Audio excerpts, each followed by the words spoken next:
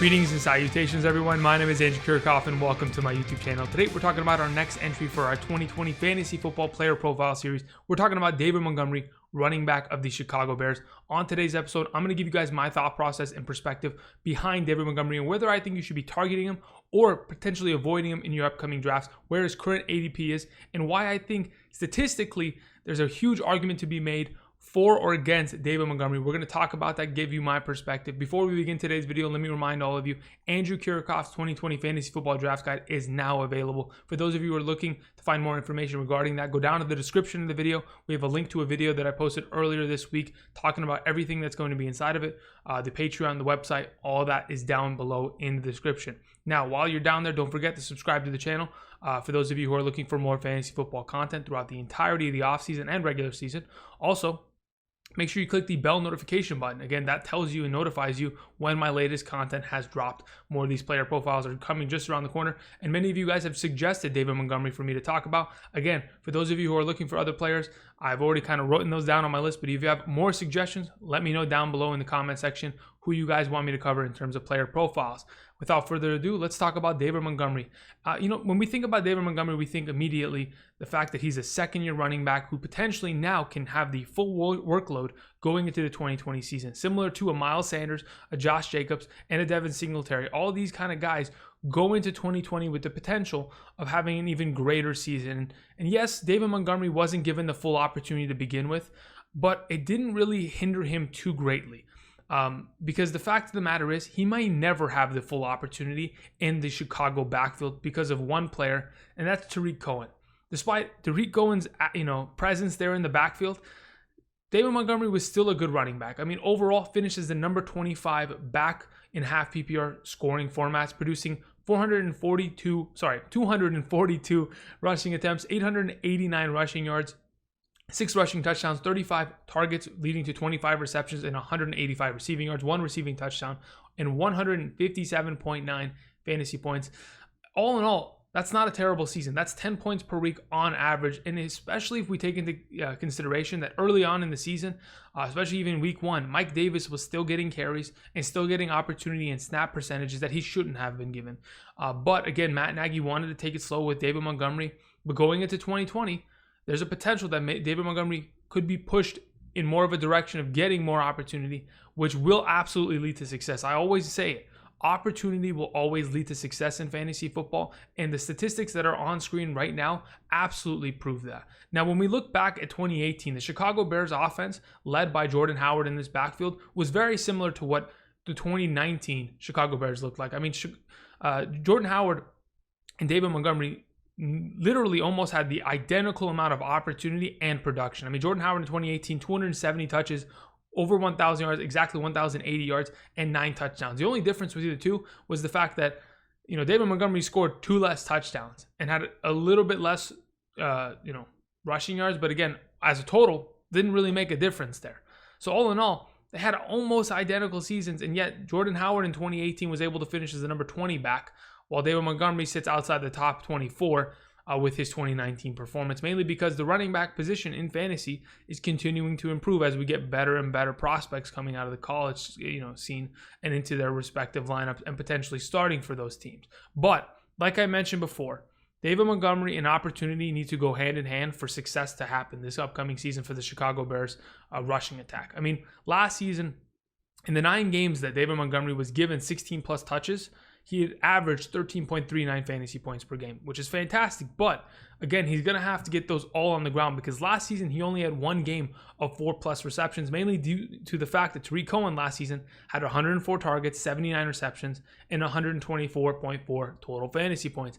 Again, some touchdowns are going to be stolen, some rushing attempts are going to be stolen. Tarik Cohen is all over the field. He's the Swiss Army knife of that offense, whether it's in the slot, out of the backfield, doesn't really matter. He's the third down back far and away, and sure, David Montgomery can catch the ball 35 times this upcoming season potentially. It's still going to hurt when we see Tarik Cohen with potential 70 receptions this year that could have gone in the direction of Montgomery more, which we would have all loved to see. But that's just not the case with this current offense.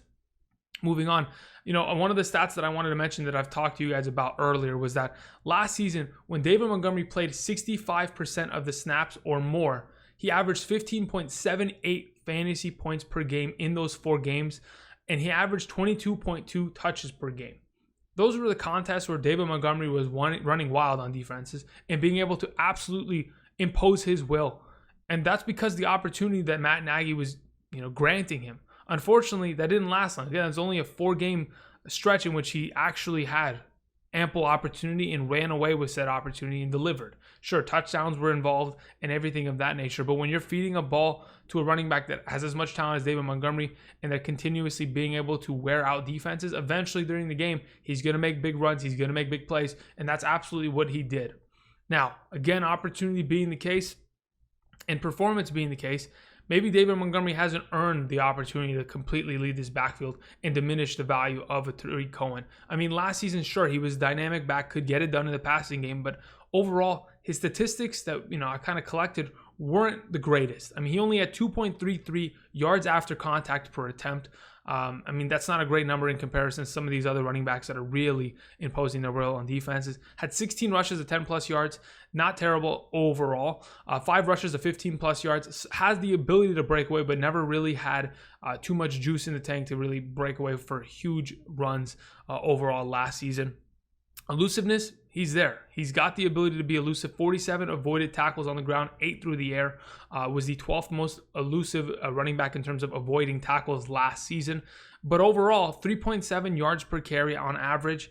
That is a number that is going to scare us. I mean, again, he had 889 rushing yards on 242 rushing attempts. That's not a great number. And sure, that could potentially improve this season.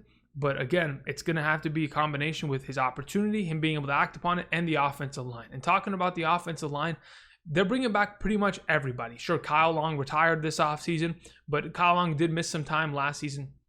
So it wasn't really that big of a deal in terms of the talent they have. They're pretty much bringing back the identical offensive line. And sure, they might not have the most talented offensive line in the National Football League, but they can get the job done and they can at least open enough holes for David Montgomery to be a fantasy relevant back. Last season, David Montgomery faced 8 plus defenders in the box 19.8% of the time, which is relatively average, I would say, amongst running backs. So again, in comparison to a Derrick Henry that's doing it 35% of the time, and in comparison to a David Johnson last season who was facing it 5% of the time, I think the 20% on average was pretty much the average amongst all running backs last season. But again, one of the stats that I found was that despite how, lackluster the offensive line was, or how little opportunity at times David Montgomery was given, the biggest difference maker for David Montgomery was whether or not the Bears were winning or losing last season. And the Bears, they won 8 games. They won 8-8 last season, and they were a middle of the road team. And despite all of that, the biggest difference maker was the fact that, are they winning the game? Can they run the ball? In relation to, are we getting blown out? Do we have to pass the ball in order to come back? Because as soon as that game script shifts and Tariq Cohen is in the backfield and he's in there for the entire second half, David Montgomery's value is gone. Like I mentioned earlier, when he's given 65% plus percentage of the snap share, he's going to be able to run on defenses and impose his will. But when the offense isn't producing early, the defense is giving up early touchdowns, and the Bears' offensive game plan has to shift, and it doesn't involve David Montgomery running the ball 20 times in a game, it's absolutely going to affect his fantasy opportunity. And that's what happened in 2019. His opportunity was absolutely diminished because of the fact that a lot of their games were blowouts. And in the games that they were actually competing in, he was, producing good numbers. On average, everything that he was doing was significantly better when they were winning. And sure, it could have been because he was running so well, but it was mainly because they had a lead, and they were able to sit on that lead and run the ball consistently enough, which NFL teams can absolutely do in this current climate. But overall, my thought process on David Montgomery. Last season, he had 57.28% of the snap share in his 16 games played. He had 33 rushing attempts in the red zone, 14 of them coming from the 5-yard line and then leading to 5 touchdowns. Those numbers are great. 33 overall red zone rushing attempts, that's going to increase. So will his touchdowns. Getting passing work in the red zone, he had 1 target, 1 reception, and a touchdown. Good for him. But overall, when I think about what David Montgomery is capable of, when I think about what this offense is capable of, with the quarterback situation, us not really knowing whether it's going to be Trubisky or Foles in the rotation that could potentially end up becoming, I think that this is a middle-of-the-pack offense despite having an Allen Robinson who's a top 12 fantasy wide receiver, that doesn't 100% translate to this offense being able to win games on a consistent basis, because they really don't have anybody outside of Tariq Cohen, Allen Robinson, and David Montgomery. I mean, sure, you've got Anthony Miller, but Anthony Miller hasn't made huge strides. He made a couple burst performances last season, but as an offense, there's a lot of question marks surrounding the Bears organization. And as that currently stands, if this team can't get ahead and start winning games and running the ball consistently on defenses, then we're going to see David Montgomery in a similar spot, in a similar situation where, sure, he's going to get the ball 270 times, he'll surpass 1,000 total yards, and he'll get maybe 8-9 touchdowns because he's going to get the red zone work. And in fact, that'll probably leave him at a similar spot to where he's, kind of being drafted.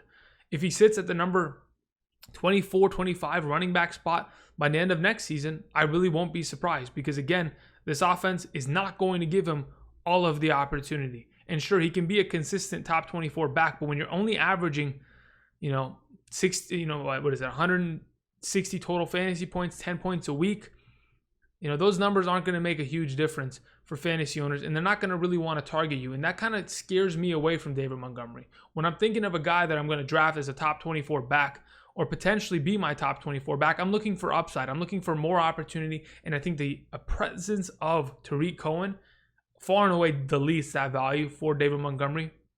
It makes me lean towards other running backs that I can get late in drafts over there, like a Mark Ingram or a Raheem Mostert, who are associated with some of the best rushing attacks in terms of the National Football League. When we talk about the 49ers or the Ravens offense, those guys are 100% committed to the run game. The Bears, on the other hand, I don't know what their offense is supposed to look like.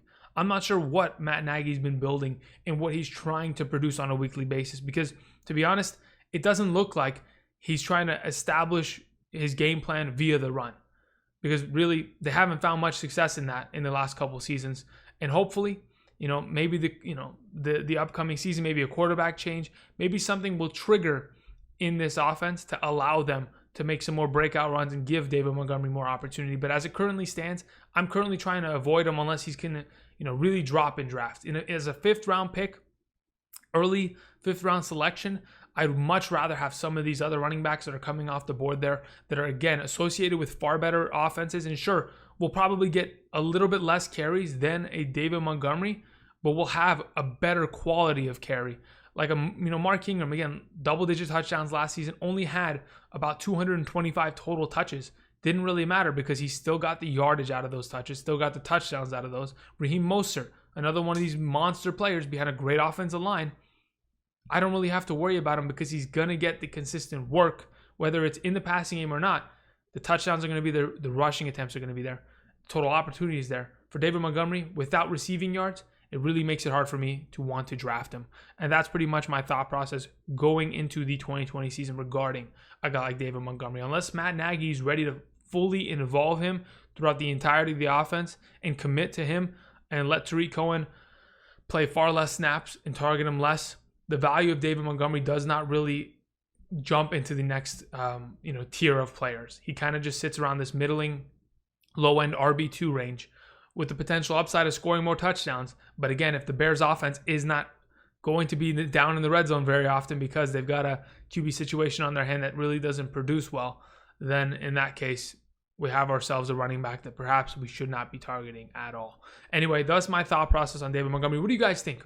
Do you think David Montgomery could potentially be a top 24 plus back? I mean, could he be a middle range RB2 this upcoming season? Sure, he's got the talent to do it, but the opportunity, that's always been the problem. Let me hear what your guys' opinions are down in the comment section. If you have any other suggestions in terms of players that I need to cover in terms of player profiles this coming season, let me know down below. Otherwise, thank you everybody for watching. Make sure you click the like button on today's video. Subscribe to the channel if you have not already. And until next time, I'll see you guys. Peace.